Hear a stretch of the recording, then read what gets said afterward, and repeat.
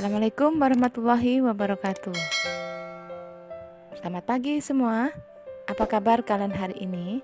Semoga semua dalam keadaan sehat ya.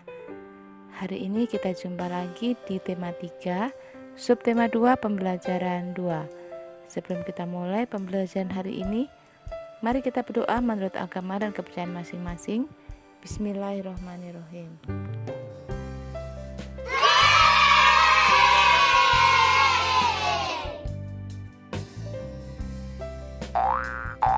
Aku sangat lelah, udara pagi ini juga sangat panas, aku haus sekali.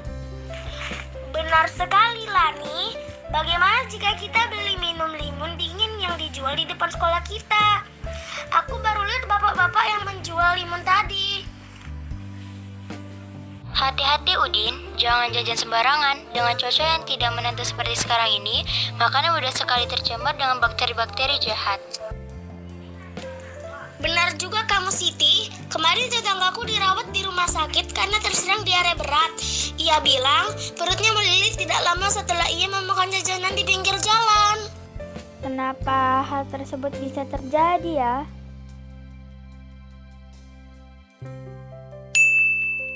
Tentu saja bisa terjadi. Pengen tahu? Mari kita simak. Penyakit diare mungkin berhubungan dengan infeksi virus atau bakteri.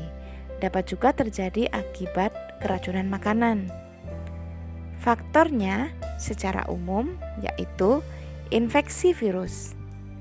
Rotavirus adalah penyakit diare pada anak akut yang paling sering. Bisa juga infeksi bakteri dan parasit masuk melalui makanan dan minuman yang terkontaminasi. Bisa juga intoleransi makanan terjadi pada sebagian orang yang intoleransi terhadap gula pada susu sehingga diare terjadi setelah makan atau minum produk susu. Selanjutnya, alergi makanan.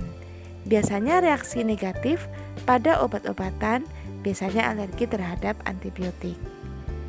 Juga penyakit usus, biasanya menimbulkan diare kronis dengan banyak penyebab. Gangguan khusus fungsional atau stres.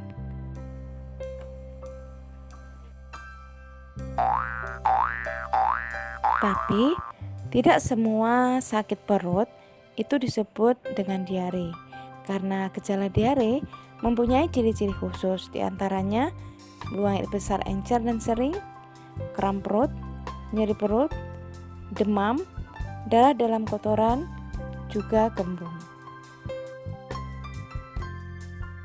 Malam aku melihat iklan obat sakit ma yang baru di televisi Lan, sama persis dengan obat ma yang pernah kamu bawa saat kamu sedang sakit ma. Iya, aku juga sering melihat iklan itu. Iklan itu terlihat menarik karena ia menggunakan seorang penyanyi yang terkenal di televisi saat ini. Itu juga yang membuatku tertarik untuk membelinya, Dayu. Ternyata banyak cara ya yang dipakai oleh sebuah perusahaan untuk mempromosikan produknya. Aku pernah melihat sebuah iklan obat demam anak-anak yang menggunakan badut. Ada pula iklan obat sakit kepala yang menggunakan tarian dari berbagai daerah. Ada dari tarian tradisional dari Jawa Barat, Jawa Tengah, dan Sumatera. Ya, kamu betul, Ben. Kreativitas yang tinggi memang sangat dibutuhkan saat sebuah perusahaan ingin memasarkan produk dengan menggunakan media elektronik. Hal ini agar para penontonnya tertarik dan mau mencoba produk tersebut. Terkadang iklan yang menarik tidak hanya sebagai ajang promosi produk, tapi jadi hiburan bagi penontonnya. Buktinya, ada beberapa iklan yang kalian hafal dengan bahasa iklannya. Apa sih ciri-ciri bahasa iklan yang menarik? 1. Bahasanya sederhana dan mudah dimengerti. Menggunakan kata-kata yang menarik. Menggunakan bahasa yang tidak membosankan. Setiap kata dan kalimat dalam iklan berisi kelebihan produk yang ditawarkan. Bahasa dalam iklan bersifat persuasif, artinya membujuk secara halus.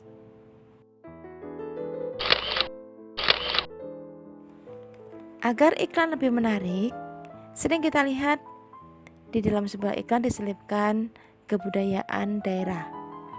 Indonesia memiliki keanekaragaman budaya yang tinggi dan ini tercermin dari tarian daerah yang dimilikinya.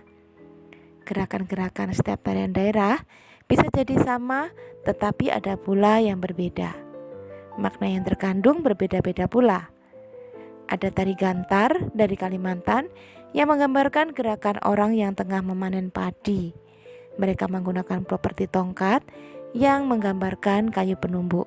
Sedangkan bambu dan biji-bijian di dalam wadah penumbuk menggambarkan benih padi dari wadahnya. Di Kalimantan juga terdapat tarian perang atau yang dikenal dengan tarian kancet papatai yang menggunakan properti berupa mandau, perisai, dan baju perang. Properti dalam sebuah tarian daerah memegang peranan yang amat penting. Properti tarian merupakan bagian dari perlengkapan tari yang dipergunakan untuk meningkatkan estetika atau keindahan sebuah tarian dan untuk memperindah dan untuk memperdalam makna yang terkandung dalam sebuah tarian tersebut.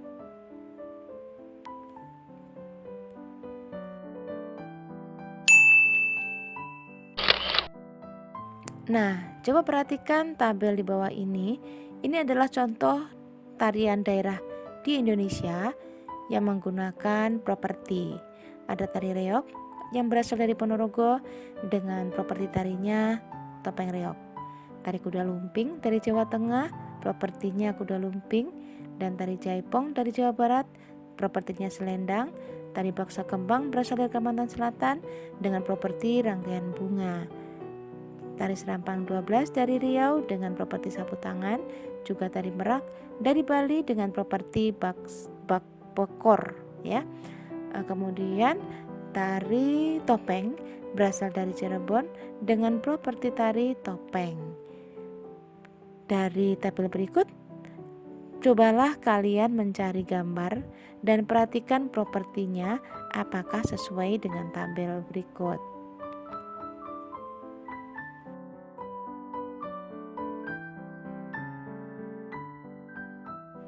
Di sini ada contoh tarian yang menggunakan properti. Cobalah kalian amati dan kalian simak setiap foto tarian daerah ini. Kira-kira apa ya propertinya?